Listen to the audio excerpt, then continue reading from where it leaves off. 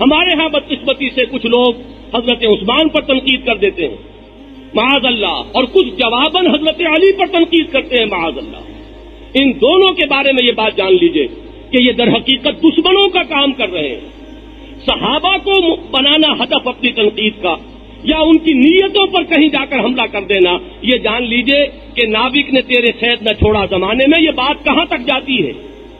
اگر محمد الرسول اللہ صلی اللہ علیہ وسلم کے صحابہ یہی تھے اور یہ آپ کے قریب ترین صحابہ ہیں، حضرت علی بچپن سے حضور کی گود میں کھیل رہے ہیں، پروان چڑھ رہے ہیں، حضور کے گھر میں تربیت پا رہے ہیں۔ حضرت عثمان کے عقد میں حضور کی 2 بیٹیاں آئی ہیں اور حضور فرماتے ہیں کہ اگر میرے اور بیٹیاں بھی ہوتی تو میں عثمان کے عقد میں دے دیتا۔ یکے بعد دیگرے 2 جو ہیں حضور کی بنات مطہرات وہ حضرت عثمان کے عقد میں آئی اور فوت ہو گئے۔ حضرت عثمان کا وہ مقام ہے ذو النورین، 2 نوروں والے، جن کے حوالہ عقد میں 2 نور آئے، محمد الرسول اللہ کی 2 بیٹیاں آئیں صلی اللہ علیہ وسلم۔ اب اگر ان کی نیتوں پر حملہ کریں گے، حضرت معاویہ جن کو حضور ایمان لانے کے بعد کاتب وحی بنا رہے ہیں، وحی کی کتابت سے بڑا ذمہ داری کا منصب اور کوئی نہیں ہے، وہ حضرت معاویہ رضی اللہ تعالیٰ عنہ جن کی ہمشیرہ ام حبیبہ وہ حضور کے حوالہ عقد میں ہے۔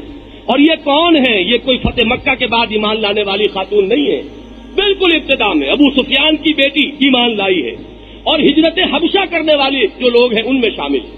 وہاں حضرت نجاشی نے حضور کی طرف سے وکیل ہو کر جو نکاح ہوا ہے حضور کے ساتھ وہ وہیں ہوا ہے حبشہ میں، وہ ام حبیبہ ہے رضی اللہ تعالیٰ عنہ ازواج مطہرات میں سے۔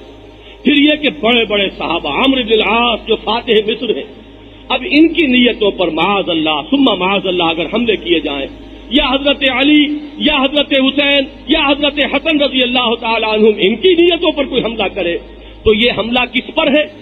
یہ حملہ محمد الرسول اللہ صلی اللہ علیہ وسلم پر، اس لیے کہ یہ لوگ حضور کے تربیت دیے ہوئے تھے، حضور کے شرف صحبت سے جنہوں نے فیض اٹھایا ہے، جن کی ساری تربیت کے اندر نبی اکرم صلی اللہ علیہ وسلم کی صحبت تاثیر صحبت جو ہے اس کو دخل حاصل، یہ وہ لوگ ہیں۔ چنانچہ وہ خطبے کے اندر آپ نے اکثر سنے ہوں گے وہ جملے، حضور کے خطبات میں یہ الفاظ آتے اللہ اللہ فی اصحابی لا تتخذوهم من بعدی غرضا فمن احبهم فبحبی احبهم ومن ابغضهم فببغضی ابغضهم۔